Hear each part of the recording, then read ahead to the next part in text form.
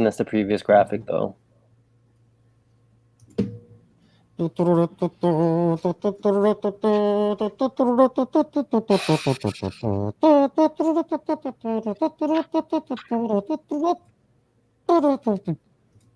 we're live. We are live for Happy Friday. Happy Friday. Episode 164 of Live at the Hive Digital Marketing from the Trenches. I am your host, Dan Nadelko, and I have to go get my phone. One sec. Go ahead and introduce All yourself. good. Matt Stefanich. And this week we have Matej Cherlenko, your graphic designer. Right and on. Yep. Absolutely. Right. It's been a great week here over at the Hive. Just kind of a little busy week for sure. But a great week nonetheless. We actually added a bee this week as well. So lots moving into the Hive this week. That's right. We'll have to have May welcome. We'll have to have her on live at the Hive when she gets a little bit settled, going through her onboarding. Absolutely. Awesome. So today, in honor of Matej, today we are talking about how to create a visual content marketing strategy. I think one of the things, just to tee this up, is we often hear and talk about content marketing strategy and what am I going to do and how am I going to do it. And I know that people are lumping in visuals and video and all of that, but I think it's important to define, especially in the age of social media, a specific visual content marketing strategy that's tied to the correct platform to give the correct message and to appeal to the audience in a way that will hopefully engage and resonate with them. So it's kind of it's a lot to unpack, but I think it's a good topic to roll with. Absolutely, yeah. And Matej works with the bees throughout the slide to make sure that he put in his points and his ideas. So without further ado, Matej, I'll let you kind of just introduce us towards the topic in the first few slides here. Yeah, for sure. So we're going to take a deep dive in creating a visual content marketing strategy and ways that you can do this. So we're going to be diving into visuals because they're a crucial part of the marketing campaign. And like they say, I know it's cheesy, a picture is worth 1,000 words and more. They can speak volumes without raising a single word, having a certain graphic that goes with your brand. And they're also the process at a higher level, and they produce much faster and stronger reactions in people because people do. Average facts state that people spend about 15 seconds looking at one before they decide if they want to click on that ad or not. And a lot of it is based on the graphics too. So we'll take a dive into that, why you need a visual content marketing strategy too. We'll be defining your visual content marketing strategy as well, and your brand guidelines, which are very important. We'll dive into that. Also defining your KPIs, which is very, very important. We'll take a deep dive in that. Also the best practices, and also some great examples that we have for you guys. Yeah, there's tons of campaigns that we worked on, and a lot of the times, as marketers, with written content and things like that, sometimes you're too focused on the written content, and you kind of put the visuals kind of aside, and that's when we kind of get cheesy stock photography. Yep, cheesy stock photography. We get videos that maybe shouldn't be in. But, it's really important. And we've actually run some recent campaigns on Facebook, actually, that use this kind of method. And I think we got some of the bees that we're working on to get like over 1 million impressions or something like that. It was pretty crazy. So yeah, we have some good stuff to talk through. And I think a lot of times as people ask the question, why do they need this visual marketing strategy? What's the benefit for my business? Why would I spend the time and create these visuals? And what would you say to that, Matej? Well, it gets you a lot more views. It gets you a lot more likes, shares, and retweets. And it also puts a little bit of like a generic example. I know ugly logo and everything, Starbucks, but they have a huge following primarily because of that culture that they give off with their graphics and everything that they advertise. And also your engagement rate will go higher when you start incorporating all this visual content as well. And also, again, the stats that 50% of users, they view a page, they spend less than 15 seconds looking at it. So I'd say your graphics should be bang on. For sure. And I think the other thing to keep in mind here and to really keep top of mind is that Well, a couple of key points. Number one, your visual content strategy has to appeal to your audience. So, Exactly. for example, new mothers may have a completely different sense of what they see as that's going to attract them, that visual quality, versus a 65-year-old man, right? Or certain personas. So you do have to kind of play to your audience properly in your strategy. And then the second point, just from a high level strategic point, and this is where I think especially social media has really changed the definition of brand guidelines and what that actually means. Actually, there was a really great example. We can pull it up a little bit later, but Burger King just went through a brand redesign that took them back to the pre-90s. And it was actually really brilliantly done from a design perspective. It caused a lot of conversation. Matei, I don't know if you saw any of that, but I did see it. And it's also, some say it's a reaction to, I know a lot of you know, Burger's Priest has a new location in Waterloo. Yep. It was also a reaction to that. They see competition coming into the field. So they're like, what can we do to revamp ourselves? And it's obviously the way you look. Well, yeah, there's that. But so if you're not following, his name is Farrah Machado, and he is he is the, I believe, I don't want to misspeak here. Let me just pull it up. Now, if you're on Twitter, there he is.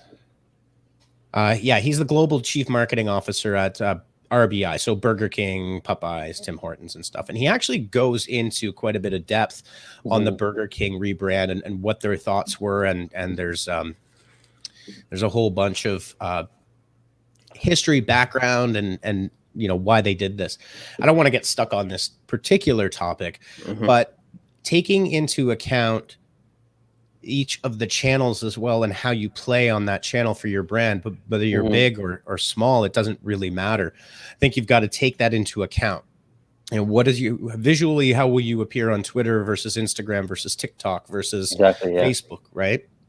So that's a new dynamic, right? Matei, I don't think that they taught you that, did they? In your they did teach that. But when I was in school, it was still pretty print focused. People were still a little iffy about digital marketing. And then as soon as I graduated, boom, there was another explosion. Digital marketing is a new thing. And it took off again, which was lucky for me. But yeah, definitely. I can definitely see a change in it. Cool. Yeah, for sure. And I think sometimes, a lot of companies, they don't want to step out of like their comfort zone a lot with these designs and stuff. And I know, sometimes even at the Hive, I know when you first came on, you really took the charge and kind of creating some templates and things like that for social that we didn't have before. And even there, it's kind of evolved kind of the natural branding that Honeypot has, right? And I think that's important. I think that's important to have kind of a fluid brand that can evolve, right? People kind of, let's rewind 5 years. People did use them as guidelines, but a lot of people are starting to change it to brand rules because it does help. It does really help. You see it a lot. If you look at brand guidelines now, you don't see guidelines that much anymore. You see brand rules, and I think it's something you should definitely look into adapting as well. Because following your brand rules is a really, really great way to start up a strategy.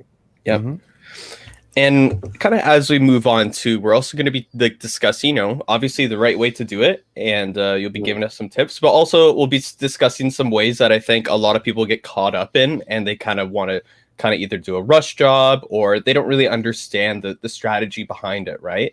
And we do have a little quote here, people following directions with text and illustrations do 323% better than people following direction without illustration. And I think that speaks a lot because, a lot of the times when we're creating this content too, I know I was actually doing it this week where, I was writing a blog for a client and I was leaving some space in there for you guys for, doing your own infographics that can complement the blog and things like that, showing some brackets and stuff. And I think that's really important from a content marketer perspective. For sure. Yes. And if you move it forward, there are multiple strategies you can implement. And if you move forward to the next slide, one of them is doing research to see how and where to share your visual content, because your brand will fit into some sort of segment in the huge social platform world. Yeah. And also really being strategic with your audience is really great as well. Also taking to account the different types of visual content. When you post something on Twitter, you can have a total different reaction, say if you post it on Instagram. Total different audience. You have to take that into account. Like the long form, horizontally oriented videos, for example, on YouTube, dude, work great. But if you transfer that the same to, say, Instagram stories, you won't get that engagement. Yeah, you lose out for sure. Yeah. And it also, I think, from a content marketing perspective, is, people talk about repurposing content. That doesn't mean just taking your content and shoving it onto another platform. Have some spice. Right? Yeah. Like if we'll use, Instagram, IGTV, or Instagram stories, or Instagram video as an example, where you do have that 9:16 format.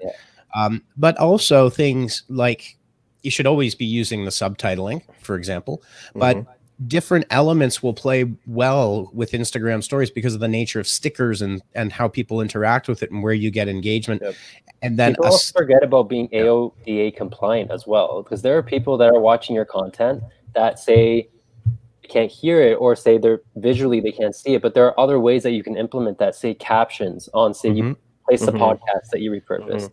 Yeah, for sure. Thinking about that on different platforms, different people in your audience as well. I think too, when you're doing this research and stuff and seeing where you want to share your content, it's also kind of like how people are going to engage with your content too. So a lot of the times, when I'm thinking about a content strategy, I'm thinking about, okay, when someone sees my video on, say, Instagram, for example, are they going to have to fiddle with their phone because we have the dimensions wrong? Are they going to have to switch their phone? You want to try and be as natural as possible to these platforms so that people aren't struggling to digest your content.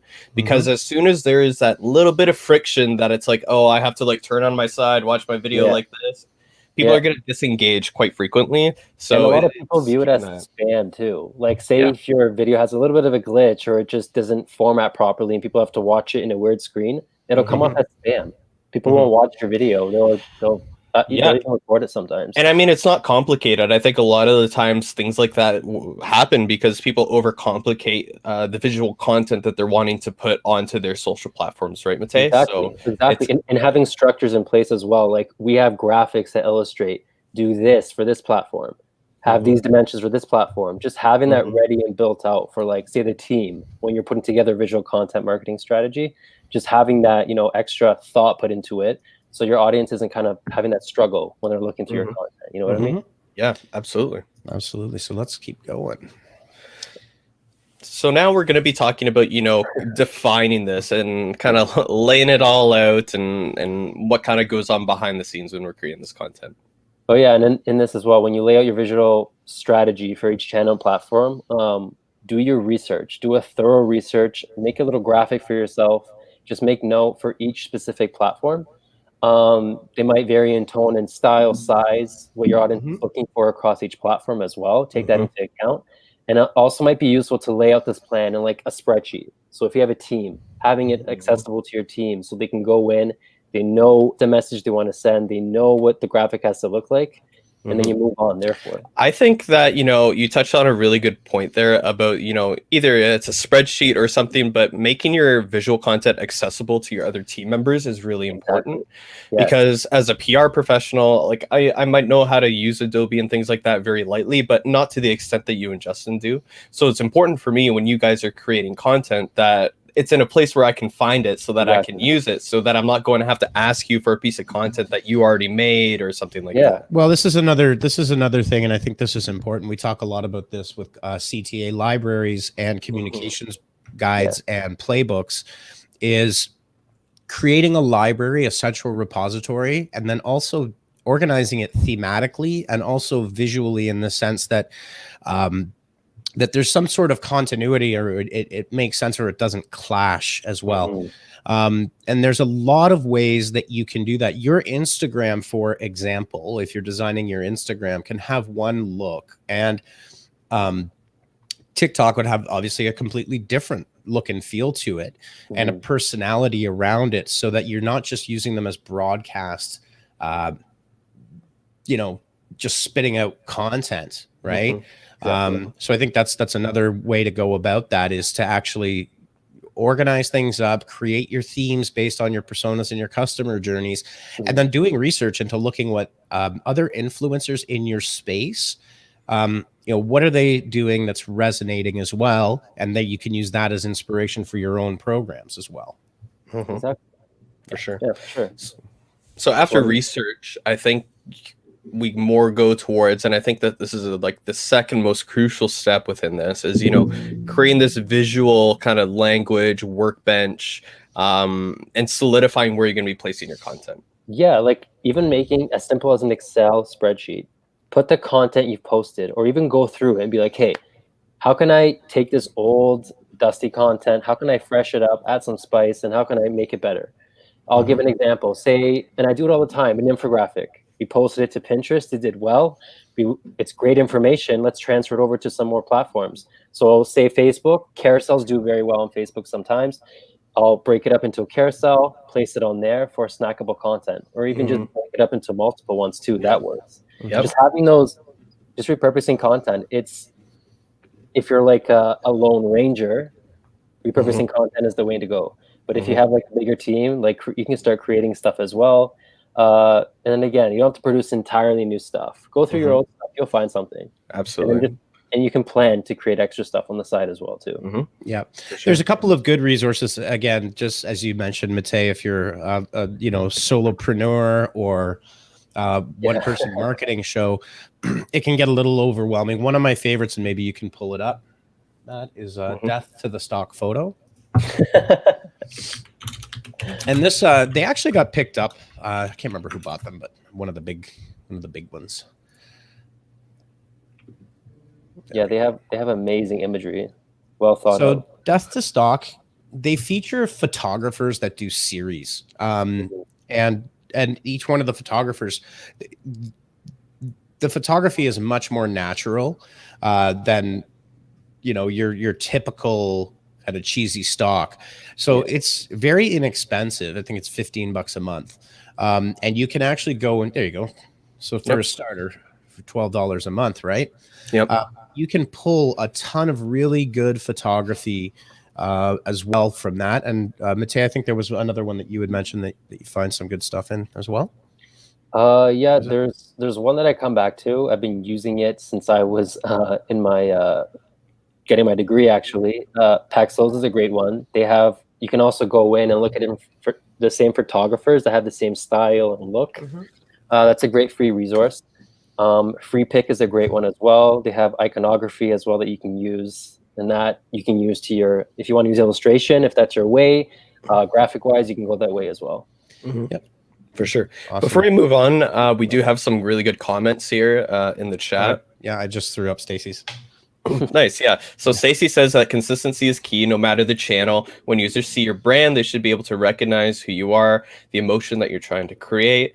And she does say that Matej does a great job of this. So congrats, Matej.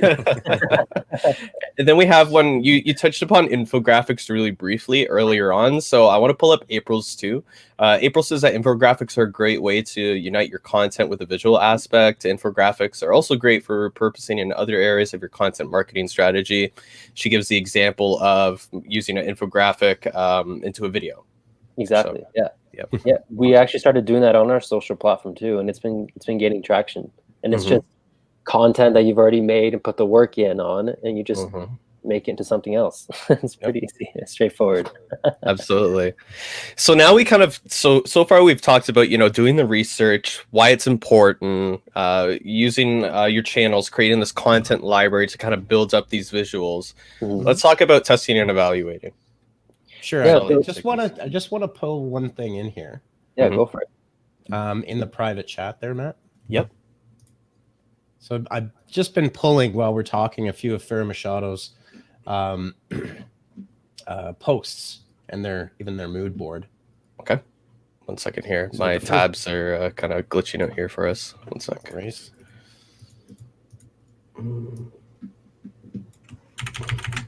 It's Google Chrome eating all of my hard-earned RAM. Okay, this is the first one. That's our mood board. You can just click on the image; it'll go full screen, Matt. Okay. Yep. There you go. So this is where they started with Burger King's. Well, their rebrand went back to their nostalgia, right? And as you can see here in this design process, this mood board, and if you're, I mean, I'm not a formally trained designer, but I've been exposed to them my entire life. So, but in mood boards, it's a lot more than just a logo and a bunch of photos. It's the what images are you trying to evoke? And from this research, a really interesting thread by Farah Machado is they really wanted to evoke the nostalgic history of Burger King, because it does exist from the 60s and 70s, and also that fast food doesn't have to be bad food. So there's a couple more here. Yeah, and also when you look at it, it invokes an emotion, and you can't deny it. And that emotion, again, that's the thing you're looking for when you're creating your strategy as well. You have to have an emotion behind it. You can't slap a stock photography up and call it a day. You have to do a little more for it. For sure. There's a few more here that I'll put in. Results are great. So this one here, this one's pretty. Now, is it a B? Tell me when you can see the B and when you can see the K. That's awesome. I saw the K first, but now I can see the B. Yeah. That is the peak of logo design. Yeah, that's what it's all about right there. That's awesome. The goal. I got a lot of positive feedback on Twitter. Yeah, this is very reminiscent of the glory days of fast food. Yeah. But look at this. I really like this. This is kind of them, I guess, going through and creating it and seeing what they can use. I see the root beer, like that filter. I see the rollerblades coming out to the car. Yeah. Yeah, for sure. For sure. Well, it is coming back with curbside pickup, so. And then there's just one more. Yep. Let me see here. So, while creating your, sorry, go for it. Oh wow! Look at this one. Okay. I'm trying to zoom in on this one here. Wow. There we go. So now, this is the whole background, but you can see that from the marketing and communications, they're wanting to go throwback nostalgic, so they're making something that looks like it was written in the 70s. And you can actually read it. It's actually really good. This is amazing. Really well done, right? And like looking at the swooshes of the 90s, like yes. It's when you're creating like a new brand or updating your brand, there's always that story that goes under that underlines the transition, right? The reasoning. And for a lot of brands, they're not as big as Burger King, so a written story of why they changed it might not be necessary. But I think this really ties in really nicely, and it's looks like a reliability. It's showing, look, we have history. We have a good burger. We're still kicking. We're still around. That's the feeling I get from it, and it's really well put together. For sure. Then the last link in that private chat there, Matt. Yep. Shows how Burger King is accepting and embracing. This is awesome. That's so you can just click either one of those.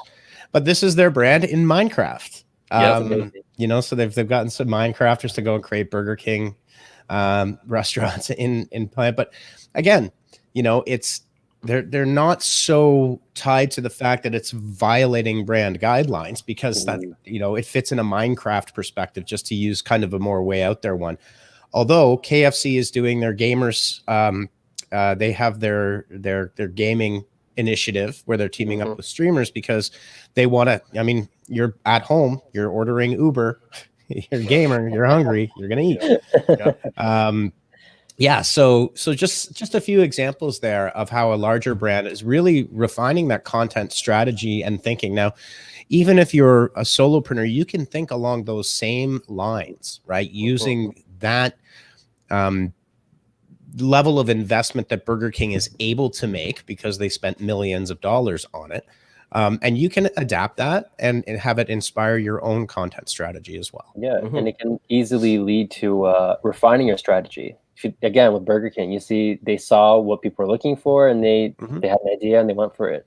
They refined their strategy, and then I think it's really great that they did it. I'm really happy they did, because for me, Burger King fell off the map. But now that they've changed their logo, they also did that with changing their menu and menu items as well, which Domino's has done very successfully. For sure. Yeah. So Okay. let's talk about in there we saw a couple of kind of snippets of like the Burger King brand guidelines, Matei, but why don't you kind of just explain them a little bit more for us So like on brand the slide? guidelines, like I know I said previously that there are more so guidelines. Yes, they are, but when you do follow them, it keeps your brand consistent. A lot of people are scared of it. They think that you can throw something together. People will know it's us that has our logo on it.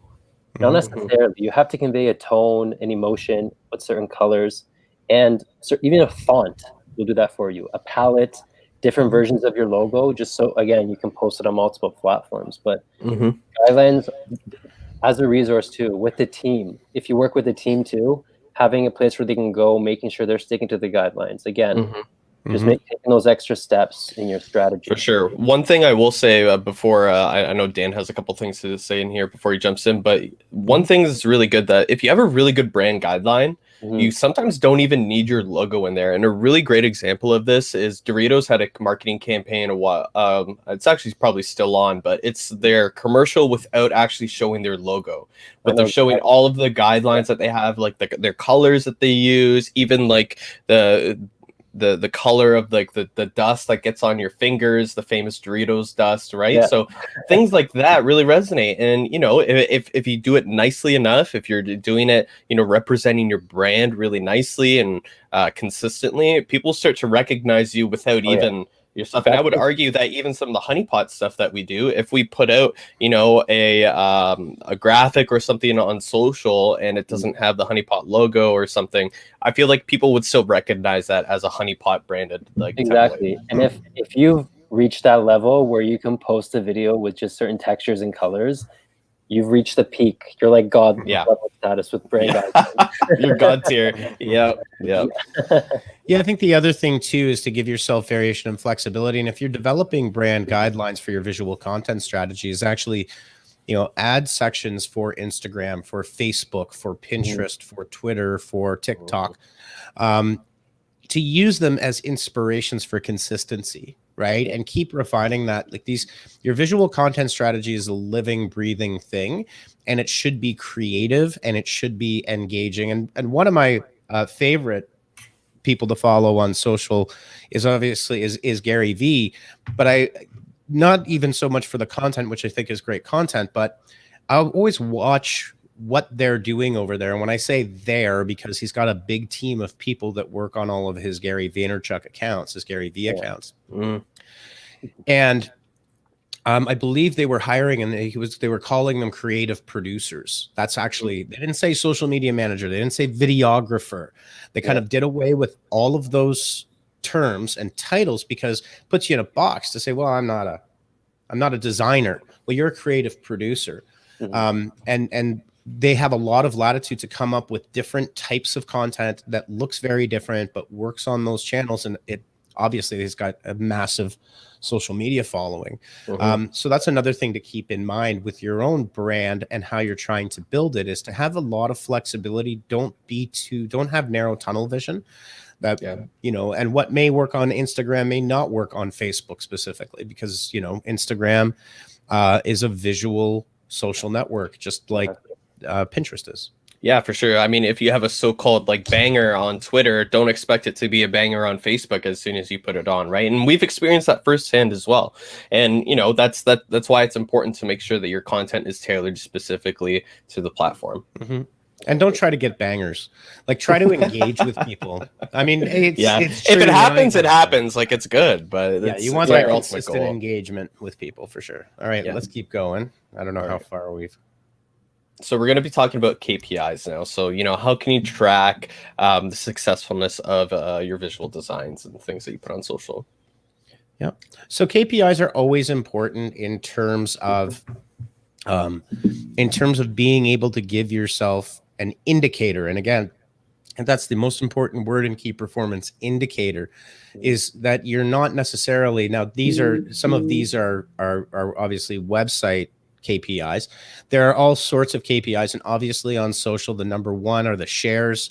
Number two is the engagement, so comments and reactions, and then the reactions themselves. But you also have video watch time. on Facebook and on YouTube, and any video platform will show you watch times as well. What you really want to do is look at your key performance indicators as a way to gauge the success of your visual content efforts, regardless of platform. Yeah. And you just want to make sure that you're consistently looking at that. And actually, as you go through this process, and possibly a little bit further down the line, also understand that brand awareness is extremely important. And if you're looking at your analytics from a key performance indicator standpoint, your directly typed or your branded searches, right, are extremely, that's a big indicator of your brand awareness. Are people actually using your brand name to find you? Because these are reinforcing efforts, and they're very difficult to track. And, you know, it's the old omni-channel. I want to track everything. Yeah. Sometimes they're impossible to track. Sometimes you have to infer information over data. And that's the most important part about your KPIs is, are you able to distill information from those numbers rather than just strictly looking at the number? Like, what does that number mean? Right? So for you. For sure. And while we're kind of on that topic, we have this quick little slide here. I don't think we have to go too in depth in it, but before we were going on, Matej, you were talking about, you know, the art of attraction and how this is a legitimate kind of design theory and practice that you guys use whenever you're making content. Yeah. So this is kind of like a checklist that some designers, they go through. I was taught this way when I got my degree, but the layout. Start from the bare bone. Even if you have to draw a wireframe, having a consistent layout for all of your content, from like your website even down to your like Instagram feed, have a consistent look and layout to attract that audience that you're trying to show your content to, and the colors as well. Being consistent, the more they see your colors with your logo, they're going to get that association. That's why, again, Doritos was able to make that commercial without their actual logo. They just put their colors in, right? And then the typography, it speaks volumes. People, they kind of overlook it. They want the stock photography, but if you put a little effort in that typography, it can add to the image, whether it's like it's more of an angry tone or more of like, here, click this tone. You know what I mean? For sure. Images, death to the stock photography kind of thing. Also, keep in mind your customer's journey, the navigation of it as well. It can look pretty, but if it's a terrible navigation through just for them to get them to the checkout, chances are they're going to nab right out of there. They're going to be gone in a few seconds. And also the texture as well. People don't really take that into account, but in image, texture just play a big role alongside color as well. And you can invoke a lot of emotion with it as well. That kind of ties with typography too. So this is great. I think we're going to have to skip ahead. Why don't we jump over to the infographics section? That's okay. We can post this and people can download this if they want to get the full presentation. But this one's these are some really good examples of I guess these are social infographics, right? Yes, these are social, and there are other versions where it's the full wrap of information on one infographic, but that's just because it optimizes better on Pinterest and it performs much better.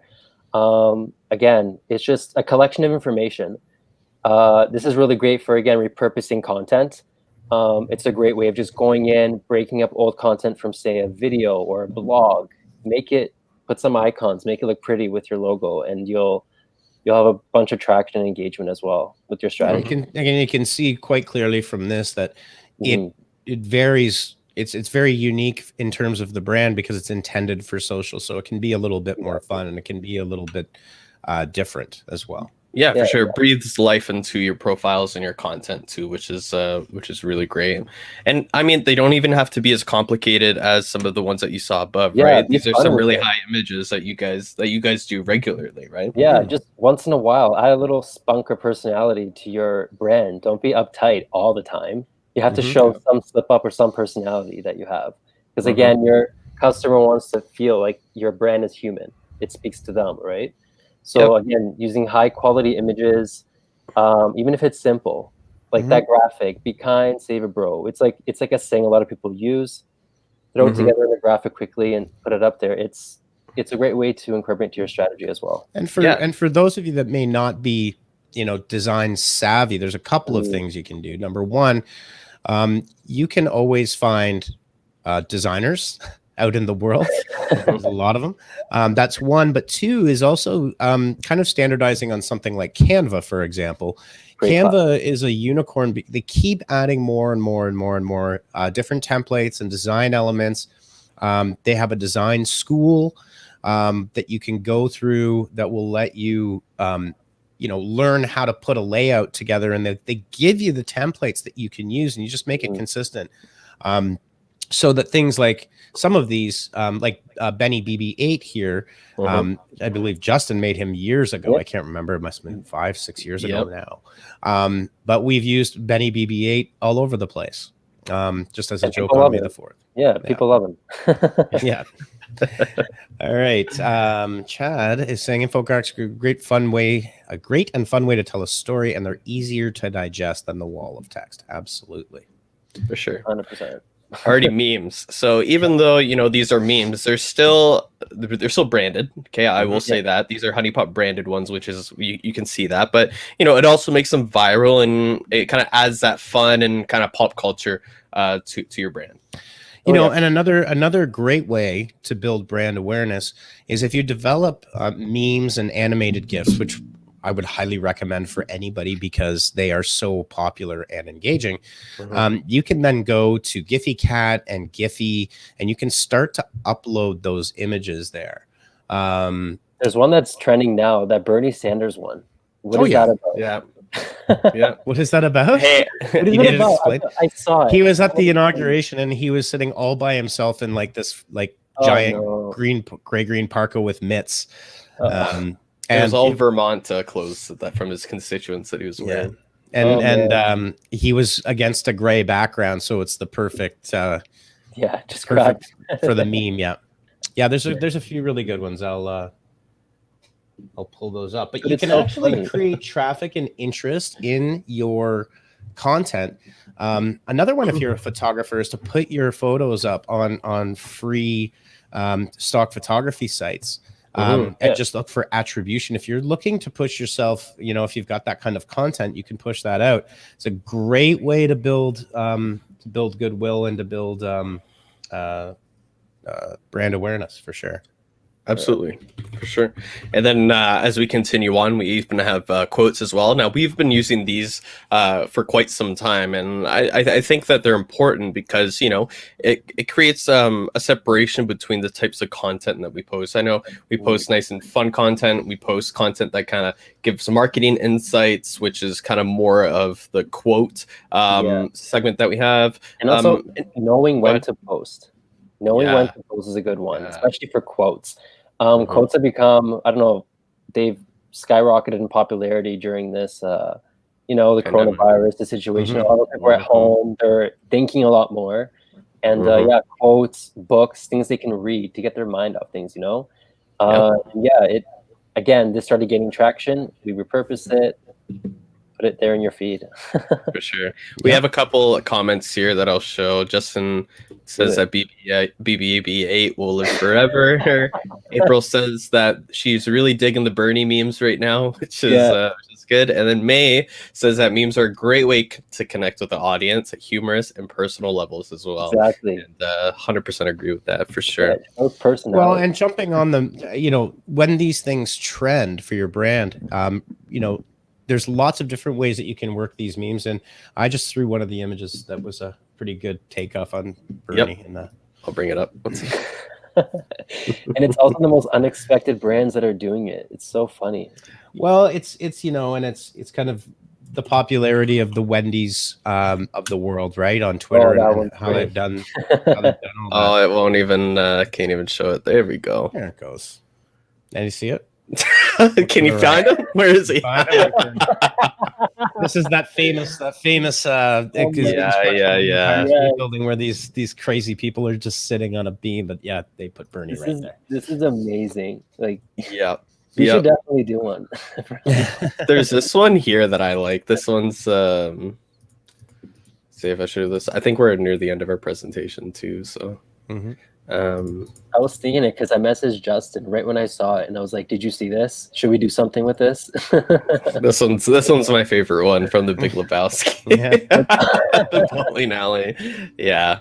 So it's just, it's fun. I mean, none of these are real marketing examples, but we can kind of see that, if you adapt this type of humor and this type of, energy within your profile, and you show that you're keeping up with current events, it breathes life into your brand, Yeah. right? Sure.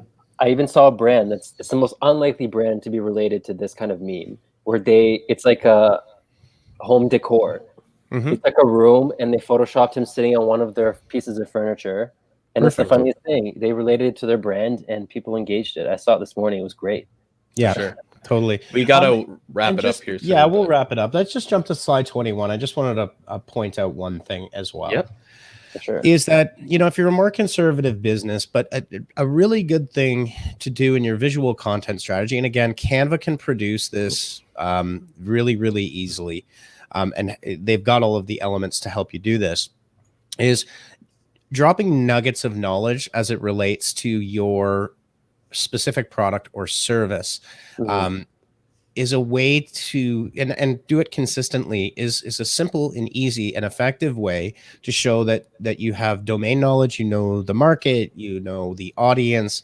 And if you've got the right types of followers and you've created the right type of community, this kind of content is a nice way to help engage with your audience on a regular basis in an easy way. And again, we went all the way from memes and kind of circling right back here, but these graphs and charts are a great way to illustrate information for you. Yeah, for sure. And I mean, they don't even need to be social specific, right? Like the times that attract, the one on the far right, that could be something that you include in, your homepage. If people are looking for really quick information, just finding the right appropriate place to place these is really important as well. Don't feel limited.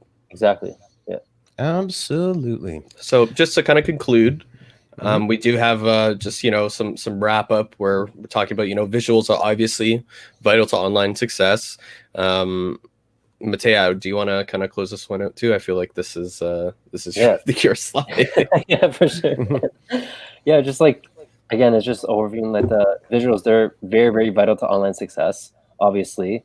And it's, again, a picture's worth 1,000 words, but again, it also increases your engagement overall, your visual content, putting that, those relevant images, again, because they get 94% more views than content, or rather than content. And also 94%, it adequates to double the views, and also on all topics as well. And then again, you see there 55% of users who view a page spend less than 15 seconds. Like, I emphasize it all the time. Like myself, mine's even less. I'll look at something 3 seconds, I can tell if I like it or not. But that's just because I look at graphics every single day. But when you get in the mind and the head of your customer, it's really important to take this into account. Awesome. All right. So we just a couple of comments to wrap it up. Ben Miller says can't go over BBB8. A great way to promote your brand without it feeling salesy. And you know what? That was really quick. I remember talking to Justin about it. Like I said, it's years ago. And we whipped it up really fast for one of our live events that we were having on May the 4th. And it just worked out. I remember really well. during my internship, I was going through the drive file and I saw it. And I was like, oh, what is this? We have a Star Wars version of BB-8. What is this? Why are we not using it? Yeah, it was great. Yvonne's saying there can also be a purpose behind the quotes. You can create segments like Monday Motivation where your viewers can expect every week. Yep, especially on Twitter. Exactly. And Justin wraps it up with people will put Bernie anywhere but the White House. I feel that. Too true. Yeah, that's good. right. Love it. Love it. That was a perfect way to end. Well, the funny thing is, for everything that Bernie says, if he were a Canadian politician, he'd be like right in the center. Yeah, it's not. I mean, yeah, he fits anything. Right in. For a Canadian, anyways. Yeah. Alrighty. Well, right. there's a lot to pack in here, and by all means, we encourage everyone to go through the presentation. There's a couple slides that that had a little bit more kind of in-depth information, but Matej gave us some really great insights towards the importance of visual design, where to get started, with your research, which where you're going to be posting it, where is it appropriate, how to evolve over time. Some really great examples. So definitely some good stuff to unpack this episode. All right, everybody. Well, enjoy the weekend. Yeah. Snowy and cold. If you're I out know. in our area. Pardon me. All right, everybody. Have a great weekend. We will see you next week on episode 165 of Live at the Hive, Digital Marketing from the Trenches. See you then. Peace.